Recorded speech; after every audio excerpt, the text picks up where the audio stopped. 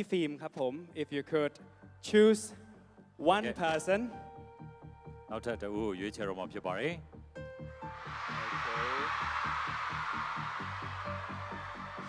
So I should number 6. T6 Theta Dusa T6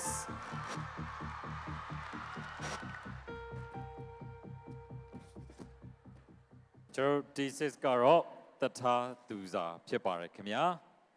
Theta Dusa she is a professional badminton player who's born with Thai music began since childhood time ဟုတ်ကဲ့ပါငယ်စဉ်ကလေးကထိုင်းဂီတာနဲ့ယင်းနှီးနှောင်ဖွဲ့ခဲ့တဲ့ professional ကြက်တောင်ရိုက်ကစားသမားတူဖြစ်ပါတယ် and today she is going to perform ครึ่งหนึ่งของชีวิต by M Sawalak ladies and gentlemen please welcome Theta Dusa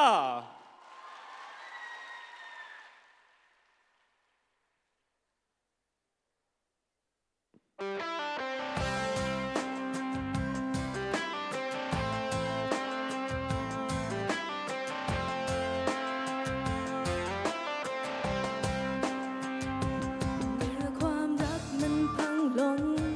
เราเหมือนคนไม่เต็มคนเหมือนครึ่งหนึ่งชีวิตนี้หล่นหายแบ่งชีวิตให้เขาแล้วเขาก็พามันจากไปไม่มีทางจะทำใจได้เลยไม่เคยหันมองดูตัวมัวเสียดายวันเวลาฝันว่าอาจจะคืนมาเหมือนเคยเพิ่งจะรู้ว่ารักแท้มันไม่ไกลไม่ห่างเลยแค่เพียงกลับมาสนใจตัวเองครึ่งหนึ่งของชีวิตที่เราทำหายไปต่อให้นอนเสียดายไปจนตายมันก็เท่านั้นเหลืออีกครึ่งชีวิตที่มันยังต้องการความรักตัวเองกลับมาชีวิตมันมีคุณค่ากว่านี้นั่งดูแขนมองดูมือดูหน้าตามองตัวเองจ้องกระจกดูสักครั้งนั้นใครเก็บชีวิตที่เหลือทำให้ดีจะได้ไหมแล้วไม่นานจิตใจจะเต็มเหมือนเดิ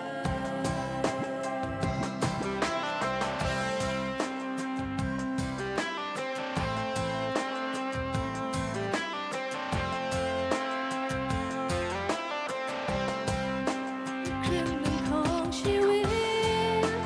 ที่เราทำหายไปต่อให้นอนเสียดายไปจนตายมันก็เท่านั้นเหลืออีกครึ่งชีวิตที่มันยังต้องการความรักตัวเองกลับมาชีวิตมันมีคุณค่ากว่านี้นั่งดูแขนมองดูมือดูหน้าตามองตัวเองจ้องกระจกดูสักครั้งนั้นใครเก็บชีวิตที่เหลือทำให้ดีจะได้ไหมแล้วไม่นานจิตใจจะเต็มเหมือนเดิมเก็บชีวิตที่เหลือทำให้ดีจะได้ไหมแล้วไม่นานจิตใจจะเต็มเหมือนเดิม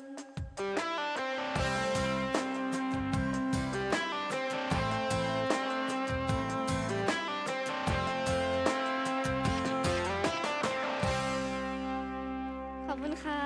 ที่สุดจะไป တထာသူစာဖြစ်ပါတယ် สวัสดีครับ สวัสดีค่ะ สวัสดีค่ะ မင်္ဂလာပါ ม ညီ ง မ ลาวา ตื่นเต้นไหม ตื่นเต้นมากค่ะ ตื่นเต้นมากๆนะครับผม စိတ်လှုပ်ရှားနေပါတယ်ညီမလေးကအရင်စိတ်လှုပ်ရှားနေပါတယ် แล้วเป็นยังไงบ้างได้มาแข่งในฮอลล์ใหญ่ขนาดนี้แล้วก็ได้เจอกับพี่ๆในวันนี้ครับ คือเอาจริงๆนะคะ หนูอ่ะ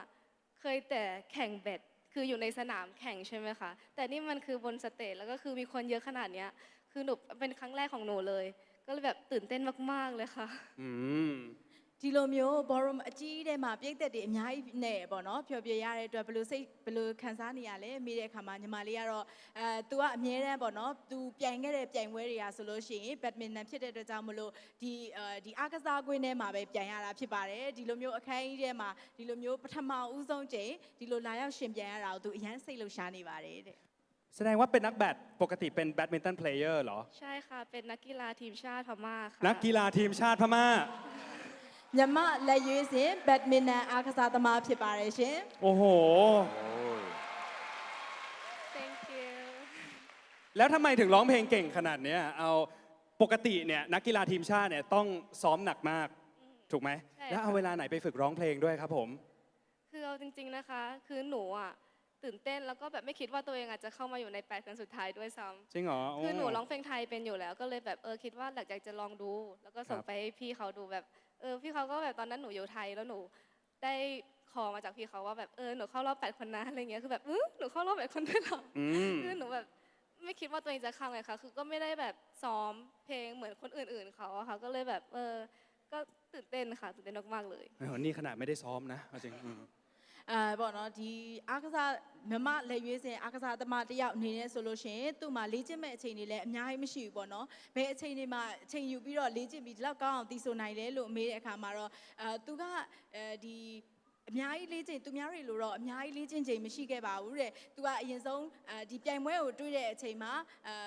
audition clip ကိုမစင်စားဘဲနဲ့အတိုင်းပို့လိုက်တယ်ပေါ့နော်ဒါပေမဲ့အဲ့ထဲမှာ8 finalist ထဲမှာသူကကန်ကောင်းစွာနဲ့ပါဝင်လာတဲ့အတွက်ကြောင့်မလို့သူကအဲ့အချိန်မှာသူကထိုင်းမှာရှိနေပါတယ်တဲ့ထိုင်းမှာရှိနေတဲ့အချိန်မှာခွင့်တောင်းပြီးတော့ဒီကိုရောက်လာခဲ့ပါတယ်အများကြီးလေ့ကျင့်မှုမရှိခဲ့ဘူးဆိုပေမဲ့အကောင်းဆုံးသူတည်ဆိုခဲ့ပါတယ်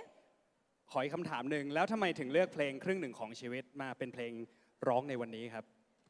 จริงๆเป็นเพลงที่ชอบมากๆเพลงหนึ่งแล้วก็เหมือนตอนเด็กๆอะค่ะตอนที่อยู่ไทยมาก็แบบเป็นเพลงที่เคยได้ยินมาตั้งแต่เด็ก แล้วก็คุ้นหูกับตัวเองมากๆ ก็เลยคิดว่าถ้าจะร้องเพลงขึ้นประกวดครั้งแรก ก็น่าจะเป็นเพลงนี้ที่จะเลือกค่ะ โอ้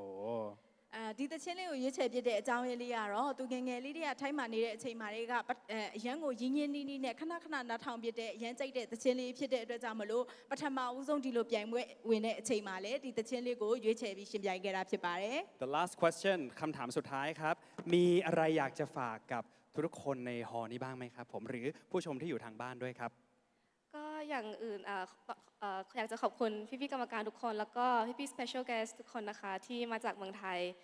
ก็ตื่นเต้นมากที่ได้เจอทุกคนค่ะแล้วก็ขอเป็นภาษาพม่า ได้ นะ เลยค คะ รับเชิญเลยครับ အခုအပေးတဲ့ပြည်သက်တွေအားလုံးကိုကျေးဇူးအများကြီးတင်ပါတယ်လို့ပြောဒီ online ကတော့ဒီထိလာရောက်ပြီးအပေးတဲ့ပြည်သက်တွေအားလုံးလည်းကျေးဇူးတိုင်းတင်ပါတယ်လို့ဒီ vote ပေးဖို့လည်းပြောချင်ပါတယ် T6 ပါ โอเคขอบคุณครั ဟုတ်ကဲ့ပါ บ ขอบคุณค่ะ တိုင်းစကားတန်လေးနားထောင်ပေးဦးနော် เรามาฟังความเห็นจากคณะกรรมการ Let's hear comments from our judge so if I may ask พี่โดมครับ if you could give her any comments please มิงกลาบาครับ สวัส สวัส ดี ดี นะค ค่ะ รับ สวัสดีค่ะ โอ้ เป็นคนที่มีเนื้อเสียงหวานมาก เสียงเพราะมากนะครับ แล้วก็ชื่นชมว่าเราเป็นคนที่ร้องเพลงแล้วอิน